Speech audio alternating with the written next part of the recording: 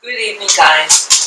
This is Spirit Journey, and today I want to talk to you about an experience that I had yesterday. I was going to visit family, and on my way there, I was approached by a man. I had never seen this man before, but what he asked me about, he asked me a question. And I don't remember exactly what the question was, but the question had to do with this organization, a black organization. And he posed it as a question to engage in more conversation. And the guy looked kind of, he wasn't dressed very neat, to be honest, and I actually thought he might have been on the influence because his eyes looked very red. But I said, let me hear him out. But sometimes you can't always, some people just have red eyes, and it's maybe the eyes were tired, but I was just something, I guess because of the question and the organization, I was just curious. And what was interesting about the conversation, we spoke for about an hour and a half. That's how long it took me to get to my destination. And we spoke the whole time about this organization, and he did say up front that he wanted to open up chapters here and how many people he wanted for each chapter. For one thing, I guess what this video is going to be about is about any organization, good or bad. I thought the no's or things to look out for. So that's what this video is going to be about. Again, I'm not going to give the name of the organization, but what I thought was alarming was he doesn't know who I am. And you can't always judge a book by its cover. And for him to ask me the question, you don't know who you're. It could be an undercover person who works in law enforcement. And so also want to say that when you approach someone, you should dress accordingly. That, if you're representing an organization, make sure you don't have red eyes, Make sure that you're well-groomed, well-dressed. I'm not saying designer clothes, but to dress neat. So that alone told me that I wouldn't even want to get involved with this organization because of their presentation. And that if this is what they're about, and I've heard of the organization before, over the internet and, general news that you find on television, I figured you should have a good appearance. Again, if you're dressed a certain way, you're actually going to attract or repel certain people. And you want any organization that you belong to, you want to get the best. And so if you dress shabby and you don't speak that clearly or that eloquently, you're saying that your organization is of a certain level. And so if that's the case, how are you going to function? How are you going to obtain the goals that you have if just on a base level, this is how you perform, So I thought that was important to point out. I also believe that you should be careful who you approach. That you should know, like, let's say you want to form a religion, let me just say, like a religion or something like that. You want people of the same mindset. You want people who you know. If you don't know them, just because what someone is wearing at the time doesn't mean that they present themselves like that at all times. And let's say at other times they're dressed in a different way that really better represents who they are. You know what I'm saying? So I thought that was really telling. I know there was some other things I wanted to say. You should have a goal in your organization. And really, most of all, as I think already just mentioned, you should have people that you know. People that you're raised with. People who you went to school with as little children. As I see what's happening in the U.S., people are infiltrating groups, and they're not who they appear to be. They could look like you, talk like you, dress like you, but you don't really know their family, their relatives. What's their makeup? What's their religion? What's their story? And if you don't know someone's story, and you're starting an institution, that institution could get compromised. And so you should be careful. And to really, examine the person. Let's say, okay, you don't know a particular person.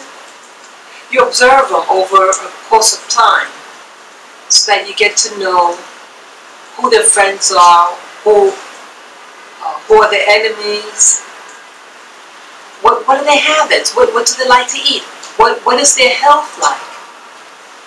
I say in any institution that you want to just start off, you want to make sure you have healthy people. People who are strong. They don't have any serious diseases or they're weak or anything like that. You want someone strong. If you're going to start off something new, you want that. What about their education? You're starting something new. You want those, I guess, like officers, people in charge. You want them to have specialties. You're going to be selective who you bring aboard your institution. Okay? And especially if something that you want it to develop over time. And so these people should fit it's like a puzzle, and each piece you look for that has certain specialties. Maybe someone has a specialty with communications, someone has a specialty with computers, someone who might have knowledge about nature, plant medicines. You might have an MD. You may have an engineer, someone who knows electrical work. You know what I'm getting at? So these are things I think when you're starting anything new, it's like you have what the end results would be in writing. It's like you're working backwards. You're working as if you already have that institution. You have what it's going to look like, where it's going to be, all those things.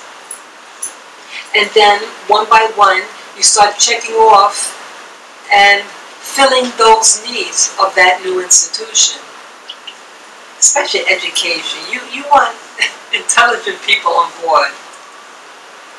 The person also was, I think, testing me and asking me about, like, the importance of weapons. Don't you think we should have weapons? How are we going to protect ourselves?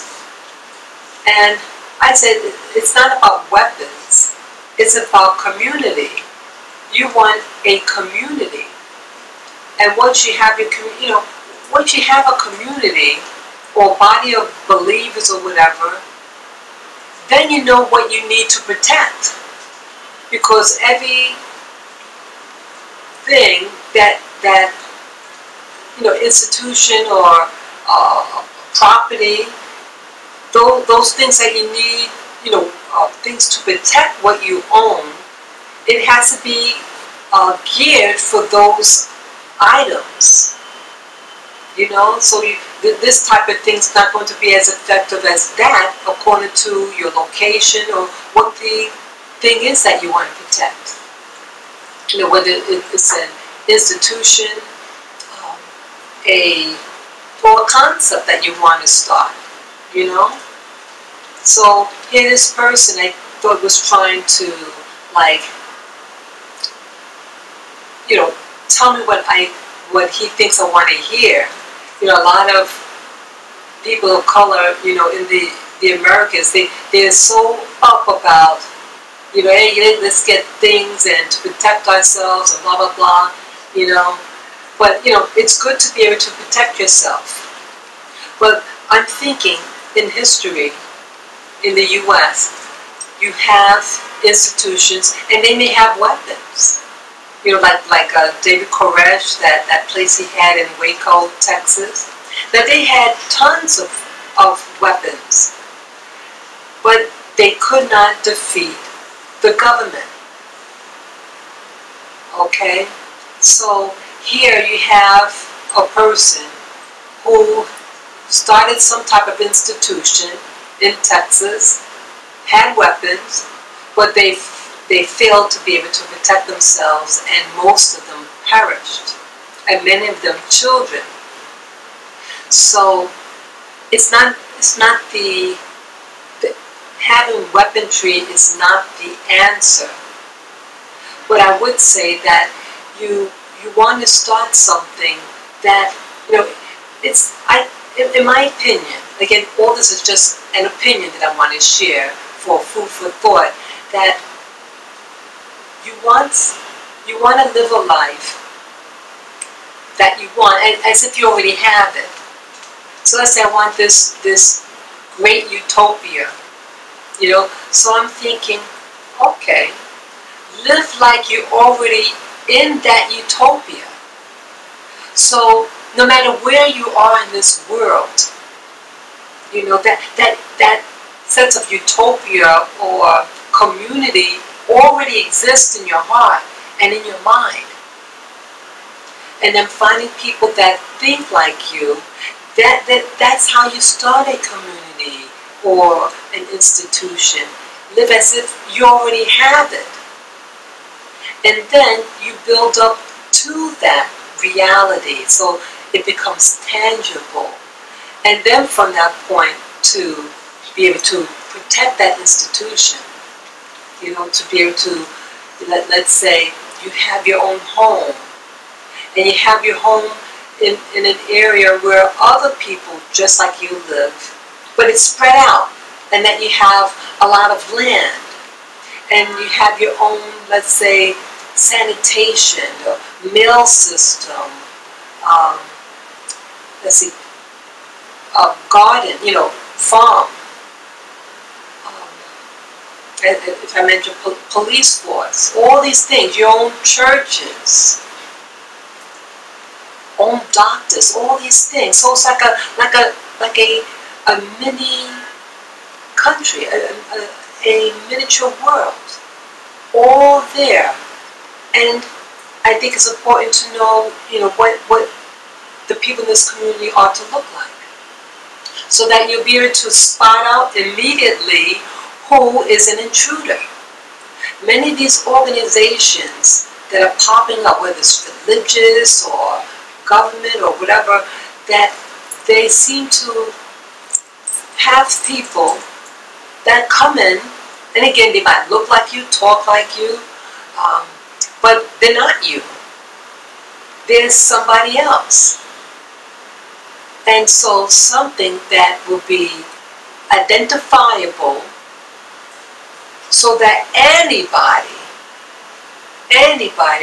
with eyesight will be able to spot out that person, and then you notify the people in charge. You know, so you'll be able to protect what's yours. And so protection doesn't have to be having these missiles and things like that. It's as basic as being able to identify who doesn't belong, and to be very discreet about it, and then you handle that situation according to what was agreed upon within that society or institution, whatever. And it applies to, you know, what I'm saying, in my opinion, fits many modes, many, you know, countries, cities, religious institutions, you know, all types of things. You have to be able to identify who doesn't belong. So maybe people of that institution, maybe they wear certain uniforms. You know, like in some African societies, tribal societies, they have facial markings. So that at a distance, people will easily and quickly be able to identify who they belong to or who they don't belong to, and then act accordingly to that information. So I feel that people have to be really careful these days, that sometimes people are approached because they're looking for a patsy. They're looking for someone who's, you know, the angry male or the angry woman, and, you know, tell them things. Oh, you know, we want to do this and that, and you know, get weapons and this and that. They want your money, most likely. That's all. That's also what I was thinking. That they're recruiting, trying to recruit suckers. And when you recruit, what are you recruiting for? If this is something that's new, they want your money. And they want to use your money for whatever purposes they claim that they want to use it for. And just because they claim that they want to use it for X, Y, and Z, doesn't mean that that's what's going to be used for. And you could be just being tested also. Say, hey, will this person take the bait? You know? You have all these people with trigger fingers and want to hurt and get somebody else to do the, you know, pull the trigger. So just be aware and to keep your cool. And if people have temptations, whatever, you know, to pray about it, and then ask the universe to remedy the problem. But don't get involved in something and become a victim, you know. I know there was something else I wanted to make mention of. Oh, let me see if I can remember. This individual that I saw yesterday, he was in the military, and he was in the war in Afghanistan, and he shared that he was, you know, he was in battle, and that he mentioned that some of the things that was going on, and I thought it was very interesting. He mentioned that he saw people with like a smartphone, and that he saw people blown up. He saw a man, you know, everything seemed like okay, and then the person, the terrorist or whatever, pulls out, you know, had a smartphone, whatever, and he was saying something, and then he blew himself up. He detonated the bomb with a cell phone. And then he even mentioned that it was a woman he saw there. I think it was a Muslim woman, wearing Muslim attire. And that she had the cell phone also. But the thing, it didn't blow her up, but it detonated something else at a distance. And how this affected him. And it caused him to be hospitalized for 2 years, he shared with me. But interesting, his commanding officer, like he mentioned about his commanding officer going to different, his commanding officer had become a police, after the military, he went into the police force. And I think he might be a captain or something at a police station, but he's doing okay. So I thought that maybe his commanding officer, that maybe that person wasn't around on the field, maybe he was at a distance, he instructs them, and then the soldiers or whatever, they run out and do whatever, but he's like kind of away from action. But he said, no, he was there at all times. He said, he was my commanding officer. He has to be there. He has to instruct. He also shared with me that his, his company, the group, when you're in the military, you get assigned with X number of people, and in his group was 13.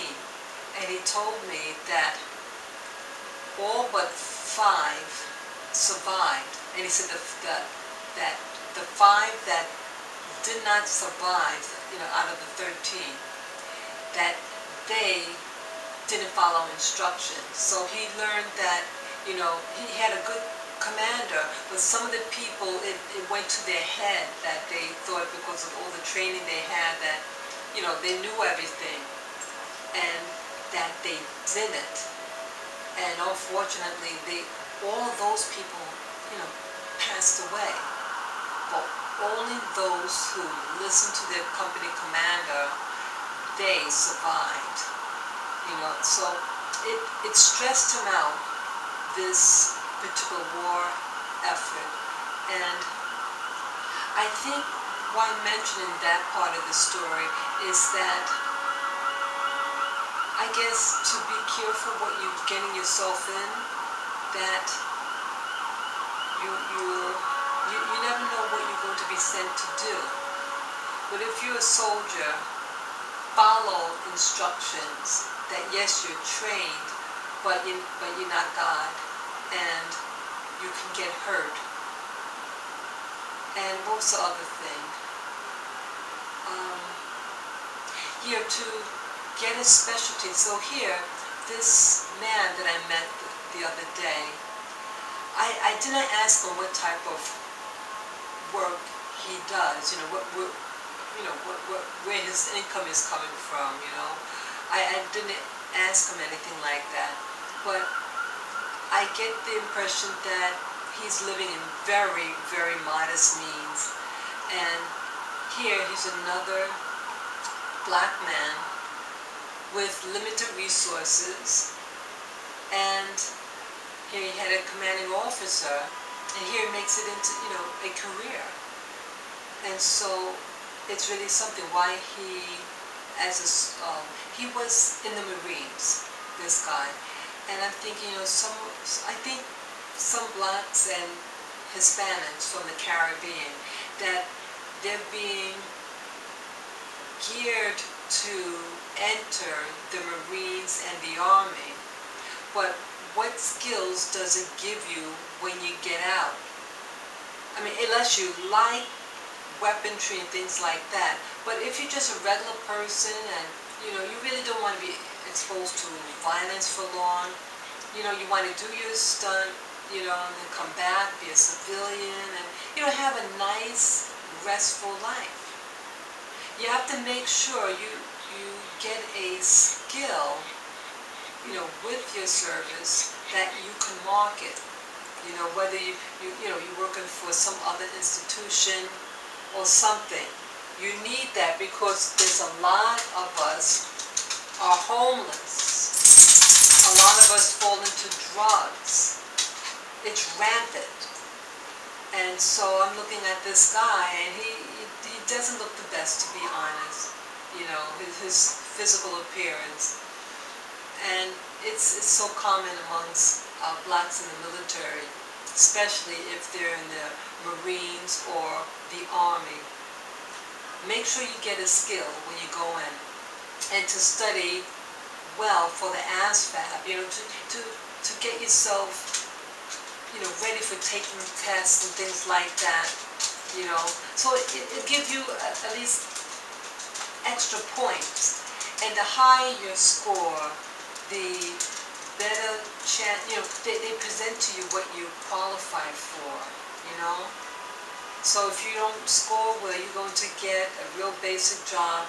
You're not going to be treated that well, you know. So you want something good. You want, unless you want to maybe make it a career. I mean, that's fine also, if that's what you choose. So that's what I want to share with you. And you know, with every career, with, you know, there's certain pitfalls of it, and it's not all glamorous. And that man proves that it's not glamorous. He did two, what do you call it? I forget the term that you call it. 2 tours of duty, you know, in combat, and it affected him. So be careful out there and choose the best for yourself, and don't let just so-called college be your motive in going into the military. You know, there's, you know, things right now in the military, it's not the same as in the past. Things are more questionable. But so long that you at least do your homework regarding the different branches of the military and what you're getting yourself into, you know, and talk to people who are in the military and or family who have been in the military, so you can make a well-rounded opinion on what branch to go into, or maybe it's not for you. Okay? So thank you for listening. Bye-bye.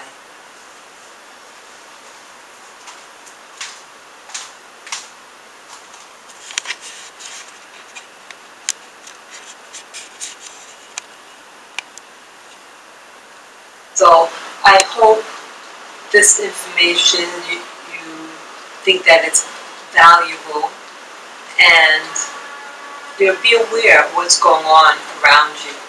And definitely me, you know, I have to be aware of what's going on, and you know, not everything appears to, you know, to be what it really is. So I just want to thank you for listening, and to take care. Bye-bye.